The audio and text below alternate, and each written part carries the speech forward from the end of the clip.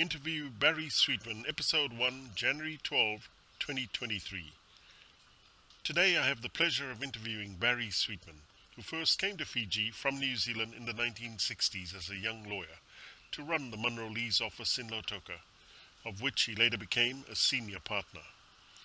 This interview focuses on Barry's passion for and life in rugby in Fiji. The Fiji Rugby Union recognized his great work and rewarded him as a life member of the Fiji Rugby Union. Barry was also a former president and former chairman of the Fiji Rugby Union. He was a national selector when Fiji beat the Barbarians in 1970 in England, and when Fiji defeated the British Lions in 1977 in Suva.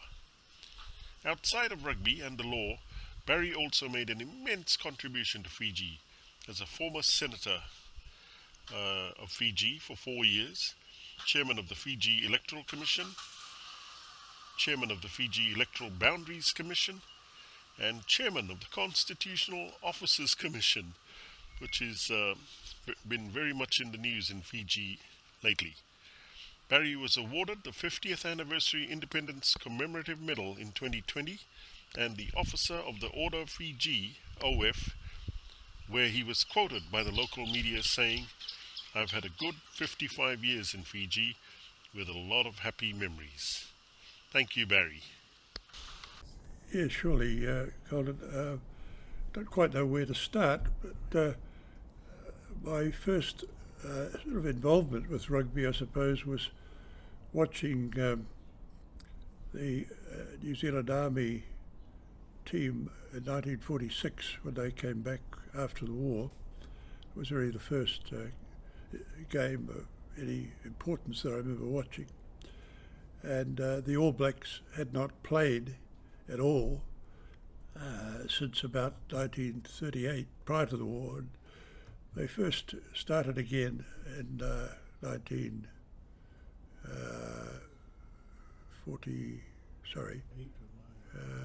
47, I think, was the first time that after the war, and that was a team that was picked to go to Australia. Yes. That team was captained by a man called Fred Allen, and Fred was to play quite an important role in my rugby life thereafter, because he was very much involved with the Grammar Old Boys rugby club, which I joined later on and played senior rugby for, and had the benefit of some coaching from him, a person who had great stature as a coach, later became probably the greatest All Black coach ever. Yes.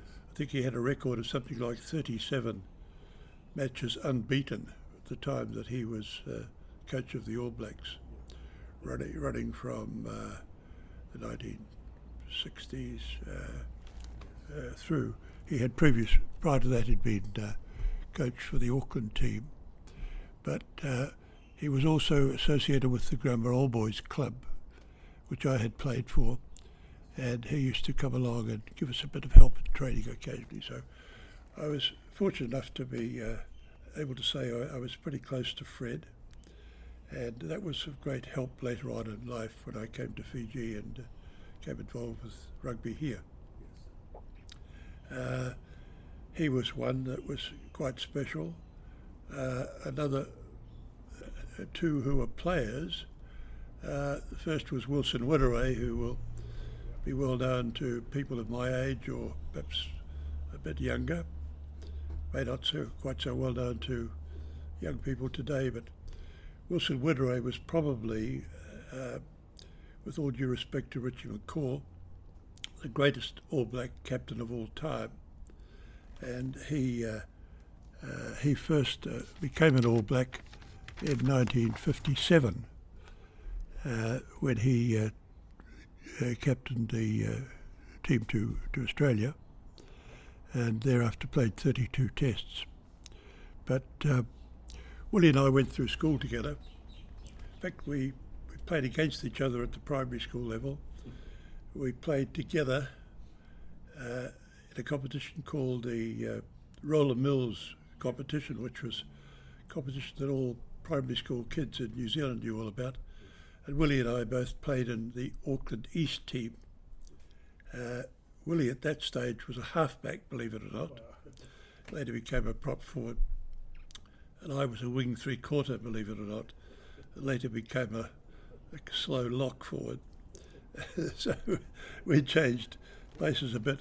But again, Wilson, as an old schoolmate, remained a mate for the rest of our lives, right through his career. And it was also very, very helpful to me throughout my time in rugby in Fiji. Another person who would not perhaps be quite so well known here was a man called Ron Don. Ron Don was associated very closely with the Grammar Old Boys Club, which is a club that I played in Auckland. I played for in Auckland. I played for varsity for 1 year, and then I went to Grammar Old Boys and played for 4 or 5 years for their senior team. He was head of the management committee of the Grammar Old Boys Club, and he was their rep on the Auckland Rugby Union. So as rep the Auckland Union, he had close contact there. He later became the chairman of the Auckland Rugby Union, and he held that role as chairman of Auckland Rugby Union from 1969 through to 1984, which is quite extraordinary. I don't think anyone has ever done that. And he was then, at that time, also elected to the Council of the New Zealand Rugby Union. And he was a councillor on the New Zealand Union from 1971 to 1979, and was ultimately made a life member in 1999, but had also coached the All Blacks at one stage, the 1970s. Ron, I would say, was one of my closest mates in New Zealand.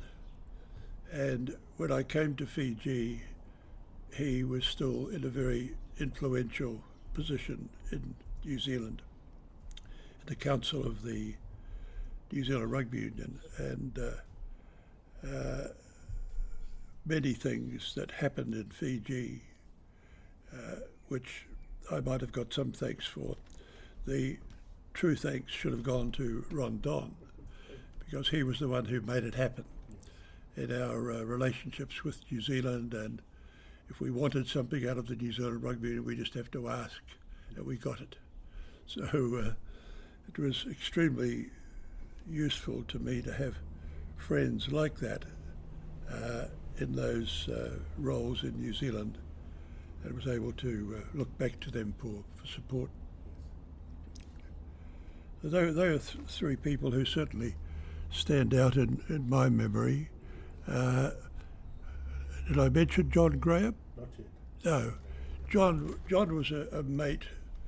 We played together in third grade. After we left school, he'd been at New Plymouth Boys High at the same time that I'd been at Auckland Grammar School, and we'd both played for our first 15s, and we'd actually played against each other, 50, 51, 52. At 53, we both started university together, and we played for the university third grade team, which is under 21 grade. We had, without my boasting too much, a superb team, the under 21 varsity side. We lost one game in 2 years, and that's probably a record that won't be broken easily. We won the championship both years. Admittedly, we tied it with Training College the first year, 53, and we lost one game. In 54, we didn't lose any games. So we won the championship both years. And in 55, about 4 or 5 of us from the third grade team were elevated up to senior level in the varsity senior team. John Graham and his brother Bob, myself, a fellow called Norm Brown, and Chuck Osborne and myself.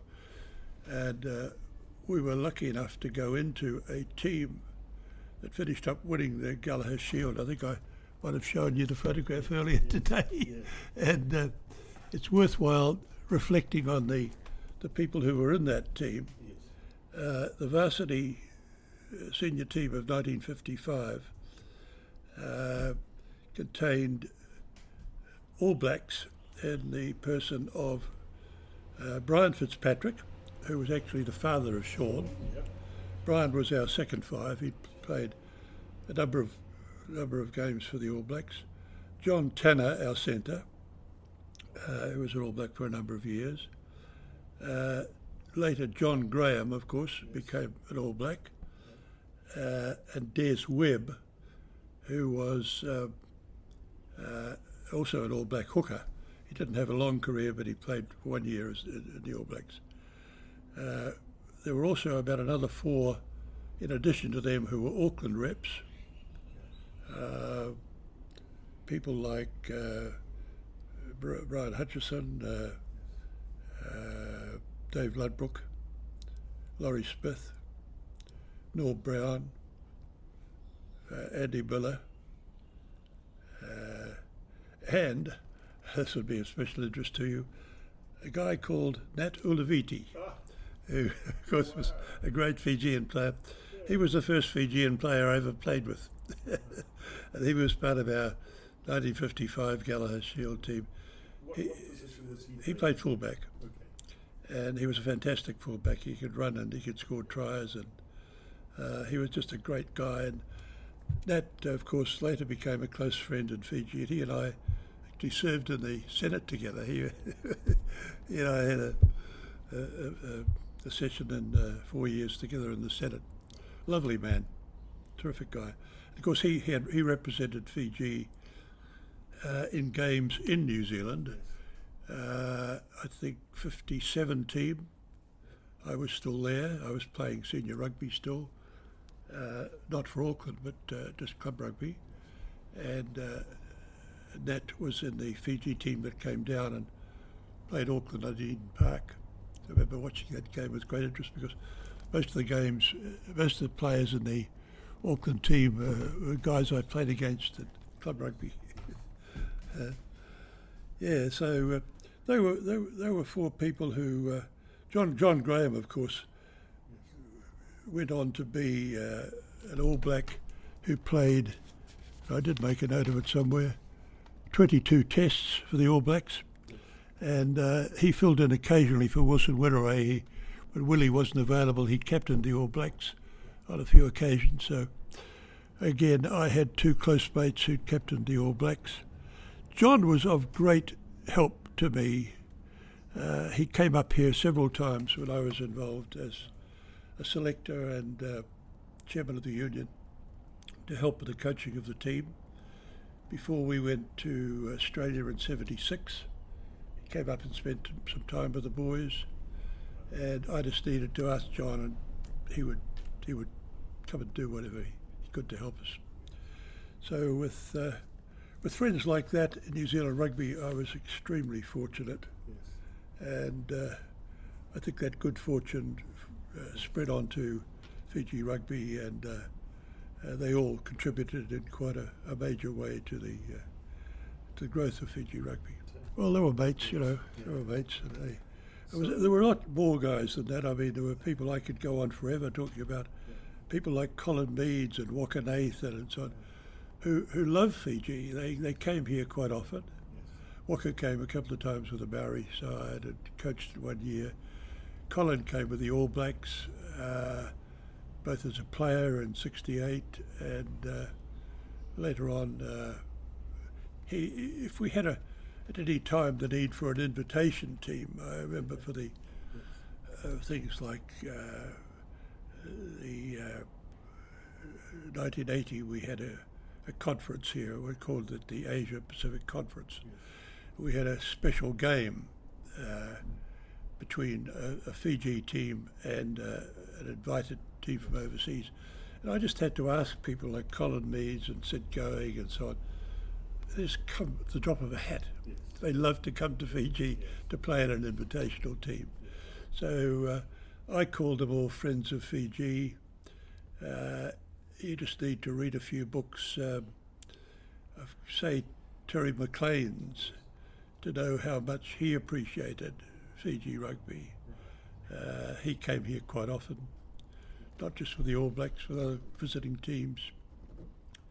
Had a high regard for Fiji rugby, and was also extremely helpful in his writing in the newspaper, particularly the Herald. Always very supportive of Fiji rugby. Thanks, Barry. Apart from Lautoka rugby, you also had a wider involvement in the Western Division with rugby, including the districts of Vatakola, Ba, Nandi and Nandronga. Can you please shed a bit of light on that? Yeah, that was my prime role. They had a branch office in Lautoka at that time. I won't dwell on my legal career because I think we were going to mainly talk about rugby here, so I won't go into that too much. But soon after my arrival, I came here in May '66. I'd been here a couple of times on holiday prior to that, so I felt I knew a little bit about the place, and started off a life in Lautoka. Strolled down to Churchill Park to have a look at a club rugby match, and immediately fell amongst friends. I found people coming up to me and asking me, for a start, who I was and what I was doing there, and was I interested in rugby, which seemed pretty obvious, otherwise I wouldn't have been there watching it. Yes. And lo and behold, within about a week, I was invited to a meeting of the Lautoka Rugby Union, which was about to meet. And to be even more to my surprise, they elected me as secretary of the union and also as a selector for the Lautoka team.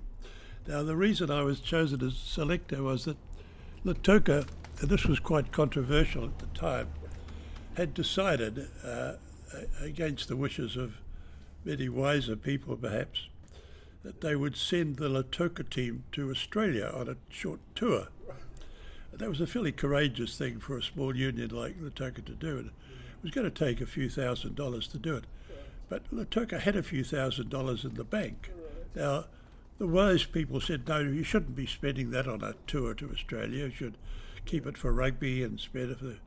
Anyway, I wasn't part of that argument. I was just a new chum, so I just went along with whatever was happening. Dr. Lomalova was then the president of the Lautoka Union. He had mixed views about it. Arthur Genery Fisher, who was the local magistrate, was also deeply involved in Lautoka rugby at that time. And they pushed me a bit. Anyway, I took up this selection job and helped them pick the team. We had a series of trials because everyone wanted to go to Australia. And we had a series of trials at Churchill Park and eventually picked the team to go to Australia, where they had quite a good tour, remarkably. I think they won a couple and lost a couple and drew one or something. So, you know, we regarded it as quite a successful tour. But I had, for better or for worse, become involved with Lautoka rugby. And it wasn't long before I was asked not only to help select the Lautoka team, but to help coach it with with a guy called Jed Peterson. Yes. And Jed, of course, is a great guy. And another one was called Phil Artack, who was another great guy, a great Lautoka stalwart. And between Jed and Phil and myself, I think we looked after the Lautoka team for several years after that, certainly for the rest of my time, and Lautoka went through till about 1970. And we had a team that could surprise occasionally. If you check the records of Lautoka over the years, we actually won the Ascot Trophy one year. That was the inter-provincial trophy at the time, probably similar to what they call the Skipper Cup these days. Yes. And in that tournament, it was a restricted number of teams. There was Rewa, there was Suva, Nandragar, Nandi, Lautoka and Vatukoula. So that was 6 teams. And it was everybody playing each other and round robin sort of thing. And we won it one year. I forget which year it was now. We also, at one stage during that period, we held the Fairbrother Sullivan Trophy for 1 week. I forget which it was. We either won it from Nandi and lost it to Nandragar, or the other way round. I forget which it was now. But all I can recall is that we held it for 1 week. And there was quite a bit of celebration. Went on for a week. I don't know whether since then Lautoka has actually ever won the Fairbrother. Yes, I think they might have had a couple of sessions in between times, but that's the one I remember most. Yeah. Thanks, Barry. Apart from Lautoka Rugby, you also had a wider involvement in the Western Division with rugby, including the districts of Vatukoula, Ba, Nandi and Nandragar. Can you please shed a bit of light on that? I reckoned myself, because I was a bit biased. I was from Lautoka and I was a Westerner. Yes. And I was really very supportive of Western rugby. Yes. And of course, without doubt, at that time, the strength of Fiji rugby was very much, I believe, in Nandragar and Nandi, with a little bit of help from Lautoka. The west side, if you like to put a west side together, and I happened to be the west selector for a while, and that enabled me to both select and coach. Not there was a great deal of coaching involved in it, but to look after, I suppose manage would be a better term to use, to select and manage the West team. And we had some really good matches against the East. I think we won some, we lost some, because Suva had a very good side also, and so did Rewa. I'm not in any way diminishing their abilities. They had very good teams, but the Fairbrother tended to stay in the West most of the time. If you take the Fairbrother as the real crowning glory for Fiji rugby, and I think most people do, it's who holds the Fairbrother that really matters. Yeah. I still think that's important. Yes. It is. And if you look through those years of the 60s through to 70, it didn't often go outside Nandragar and Nandi. And I say one week with Lautoka. So I felt the strength was there. But when it came to picking the West team, I was absolutely buried or drowned in ability, because there were so many top players in that period. Guys who stood out, of course, if I start to look at backs, there was a bloke called Joe Visay. Now, Visay probably didn't mean a great deal to people outside Lautoka at first, because they probably didn't know much about him. But I'd seen Joe right from the start. My involvement in Fiji rugby, I knew Lautoka rugby, I knew what he could do. I'd seen him do things on the field that I'd rarely see any other fullback do in New Zealand or anywhere else. And he was quite an extraordinary fullback. We had really good, I'm looking at Lautoka now, we had a really good second five called Vinaya Bully. And Bully he had played for the Fiji team, I think against Tonga in the 60s. A tremendous second five, one of these hard crash tackling second fives. And I remember when our West team later on, I'll probably get to this in a moment, we played the Hawke's Bay Ranfurly Shield team that came up and played the West team, my West team on Churchill Park. They were then the holders of the Ranfurly Shield. And fellow called McRae was second five for the All Blacks, and he was playing for Ian McRae. Ian McRae. He was playing for the second five for the Hawke's Bay team, and I put Bully up against him. And McRae, I don't think he'd ever been tackled so hard in his life. He was used to knocking other people over. Yeah. He started getting knocked over himself. Yeah. Bully was a guy who could stand up against anyone. The other Lautoka player who stood out at my time, and he was also a Fiji rep, was Tokaravua, who was a block forward. Yes. Yeah, big, strong, like block forward. Probably one of the best line-out jumpers I've ever seen. Wow. He was certainly the best in the Fiji team for quite a while. He could actually spring up as high as guys get lifted up these days. He could get up there by springing himself. Yes. And he was a tough guy too. He could stand up against anyone. Yes. I really liked the guy very much. Yes. So they were three special players from the Toka, but yes. Nandi, of course, had a whole string of them. Yes. There were guys like John Ngoro, yes. Joe Savau, yes. Salatonga, Lavi Lutavalangi, yes. A number of other yes. Nandi players whose names just forget. Barry, do you remember the sugarcane train called Vuniani Varo? Well, Vuniani Varo, of course. How could I forget him? Varo was a big, strong guy. In my days as a Fiji selector, which we'll probably get to a little later, I remember having discussions with my fellow selectors about him, and we decided that he started off as a flank forward. And we decided that he'd be far more used to us on the wing. So we transplanted him. And Nandi had played him initially as a flanker. We transplanted him onto the wing. And he became probably one of the most lethal wings that Fiji's ever had. Yes. Whenever he got the ball, he was like a John Olomo. He just ran through people. Yes. He was amazing.